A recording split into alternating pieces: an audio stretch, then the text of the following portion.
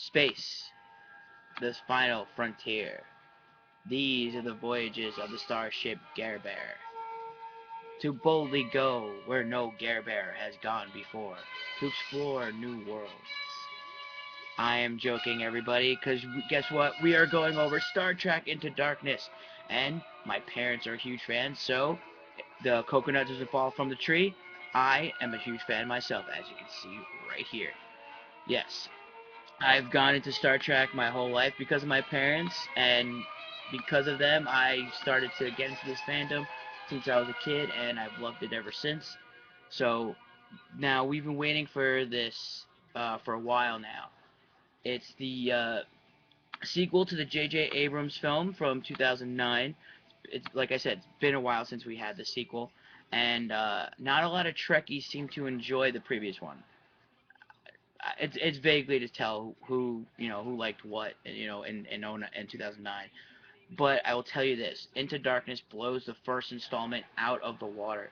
This storyline is great, and like I said before, we've been waiting for the storyline to surface for a while because we have Captain Kirk, who will meet his most destructive and most diabolical foe he's ever faced, Mr. Khan Noonien Singh. Yes. Now, like I said, J.J. Abrams did this, so with him at the helm, he wanted it to have his own life, to be its own thing, to be on its own merit, because which is exactly what Abrams Star Trek franchise is.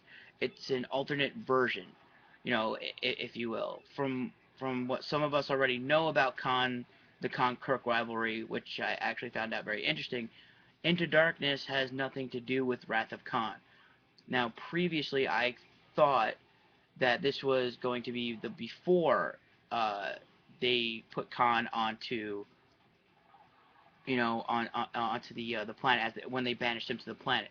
But apparently, he was in an episode in the first season of the original Star Trek with Shatner. He was in one episode called Space Seed, which you should all check out before you see this film. Uh, it's the beginning of the Khan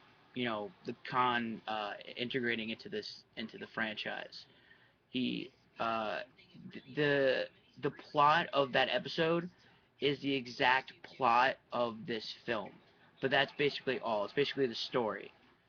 Obviously, you figure out there's 72 missiles on this on the ship on the Enterprise, but then you realize in the episode he has 72 people in cryotubes.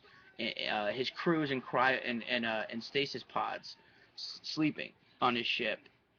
So there's a huge connection between both the episode and Into Darkness. Now, Khan, played by Montalban in '67, like I said, he appeared in the original series, and then the continuation of that episode was the Wrath of Khan. Now, with this 2009 Star Trek with J.J. Abrams and Into Darkness, it's completely its own thing. Into Darkness is basically the Wrath of Khan of this generation, of the Abrams franchise, if you will. Now, that's why I loved Into Darkness. It was great on its own merit. The action was great. The camera wasn't too shaky on the fight scenes. The CGI, the visuality of it was completely mind blowing. The ships were beautiful to look at, and even the stars were like the background scenery was just fantastic to look at. Um, but my favorite of in this in the movie was my favorite parts, I should say, of this film was when you watch, if you ever watch the show and the spawning of the six films that preceded it, you notice some of the great homages into the film that you view. It's like the old communicators, the sounds that they use with the communicators, the phasers, the lines. It was fantastic to see. Like I said, they bring back some fantastic things. Yet, like I said, the old communicators, the phasers, even some of the lines from the movie and the movie and the show, they bring back from both. And with that being said, they bring back things from Khan's only episode and the Wrath of Khan. Like I said before, except it obviously was worded or shown differently. Like in the episode Spacey, like you already know, 72 people in cryosleep. Into Darkness, Khan's people are in cryosleep as well. I loved how they brought these elements into the film. They also took things from the movie Wrath of Khan. They have the iconic scene of Kirk and Spock in between glass, and Spock's dying, and he says, "I will always and forever be always be your friend" line, and they cry, and then Spock dies. And here, it's reversed.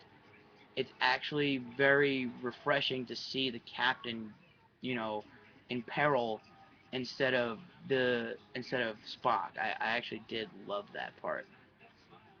I know that I keep saying it, but I really did enjoy every bit of the integration from Wrath of Khan and Space Seed into the J.J. Abrams version, Into Darkness. Now, don't even get me started on the casting here, because we all know it from the first one. You have Zachary Quinto, Carl Urban, Simon Pegg, Anton Yelchin, John Cho. I mean, they were dead ringers for their counterparts from the original casting. And Benedict Cumberbatch was just stole the frickin' show as Khan. Now I loved every second of this casting. The thing is, I didn't even see it for the casting because, like I said, I'm a huge fan of Star Trek to begin with, and the casting was just like a second helping of awesomeness here. Um, Now with Chris Pine, I do like him as Captain Kirk, but the thing is, I do see somebody else in that role. I don't really know off the top of my head, but I know it probably could. To be honestly, it could have been someone else. Like I said, I don't really know who else, but he would have been second on my list. Now it's probably just because I've watched too much Shatner episodes. Because let's face it, Kirk was, you know, Shatner is Kirk. Kirk is Shatner. I can't get Shatner out of my head. He was, I know him as Captain Kirk. I never know anyone else as him. Um, I really enjoyed it. I loved the cast. The effects were great. Even the comedy. I mean, Spock stole the show with the comedy in this film. I really enjoyed it. Even though he's supposed to be an emotionalist, you know, I want to say douchebag, if you will. He did steal the show with his sarcasm, even though he wasn't physically doing sarcasm. Zachary Quinto does a great interpretation of Spock, and it was just fun to see. And like I said, it was actually Simon Pegg and Zachary Quinto here with the snappy comebacks, with the fantastic timing. It was just fantastic to see, and I do highly recommend this film for all Trek fans out there. Please see this; you'll love it. Just you'll even love the great homages to the show and the film. Definitely worth your time. Also, what's worth your time? Make sure you give this and my other videos a thumbs up right here somewhere.